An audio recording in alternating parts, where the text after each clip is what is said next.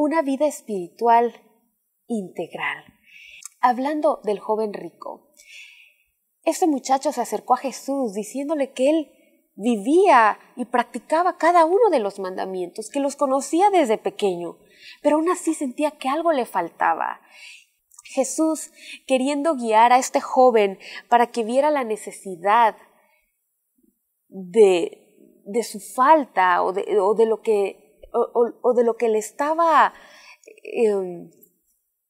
faltando, de lo que él necesitaba, ese vacío que él tenía, Jesús le dice que tiene que vender todo lo que tiene y darlo a los pobres.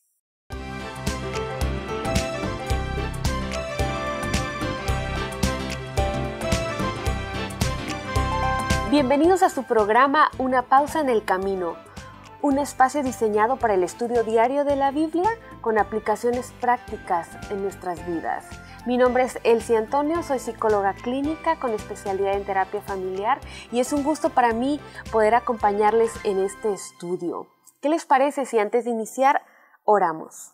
Padre nuestro que estás en el cielo, santificado sea tu nombre. Muchas gracias por la oportunidad que nos das de aprender más de tu palabra. Ayúdanos por favor a entender y poder llevar a la vida práctica todos estos conocimientos. En el nombre de Jesús, amén. El Evangelio tenía que entrar en su corazón, pero este ídolo, en el caso del joven, era el dinero, y si eso se interponía entre él y su relación con Dios, pues no podría vivir plenamente esta experiencia con Jesús.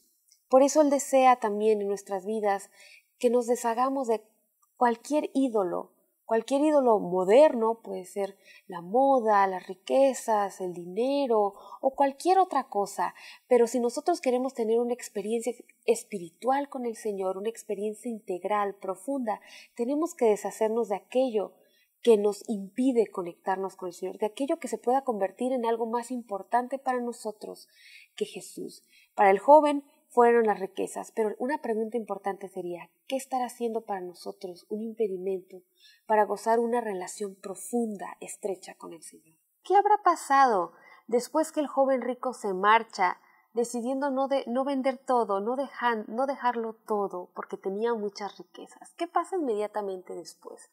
Bueno, Pedro hace una pregunta muy interesante, en la cual vamos a estar reflexionando en esta hora. Él dice, he aquí, nosotros lo hemos dejado todo y te hemos seguido. ¿Qué pues tendremos?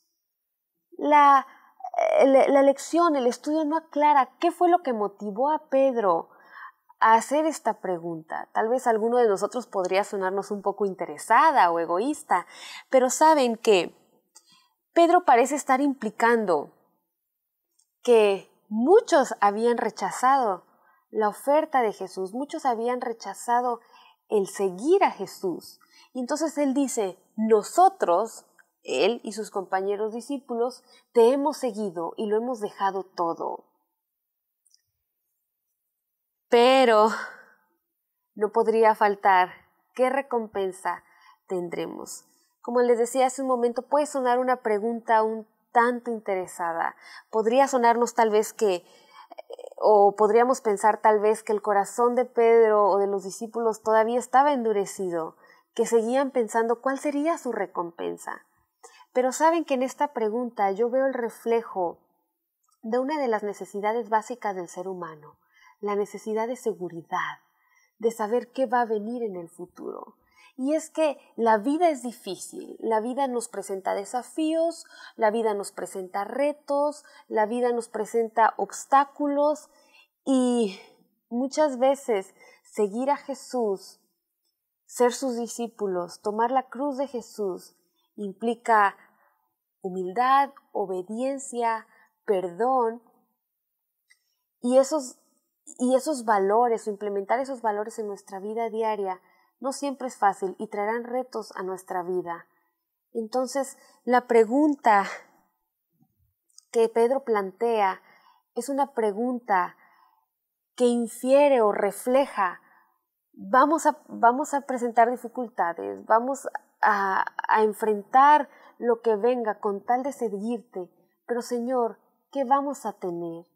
Y suena a una pregunta de necesidad, una pregunta de confirmación, una pregunta para reafirmar la seguridad, para reafirmar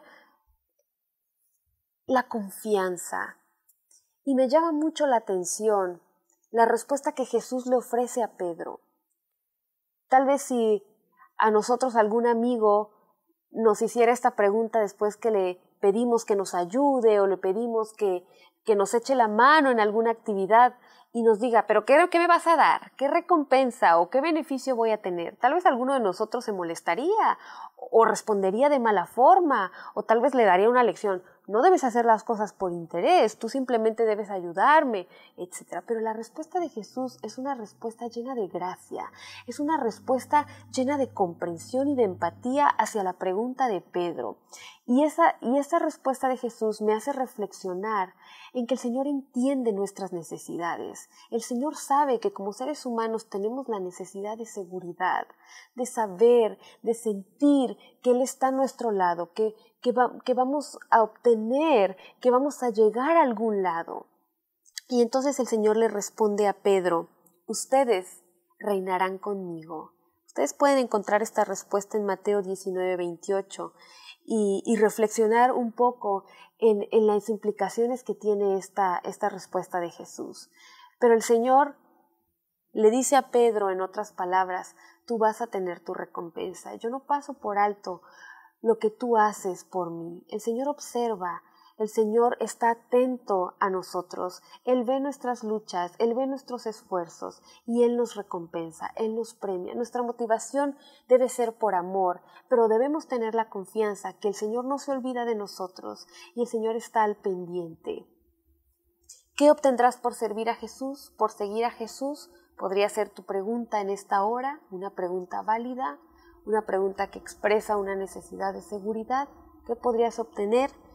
Bueno, el Señor Jesús nos va a dar lo que Él nos ha prometido, porque Él es fiel, Él cumple sus promesas y a todos aquellos que nos mantengamos fieles a Dios, Él nos ha prometido llevarnos con Él a un reino donde no habrá más dolor, no habrá más muerte ni lágrimas, un reino donde podremos vivir y disfrutar con Él.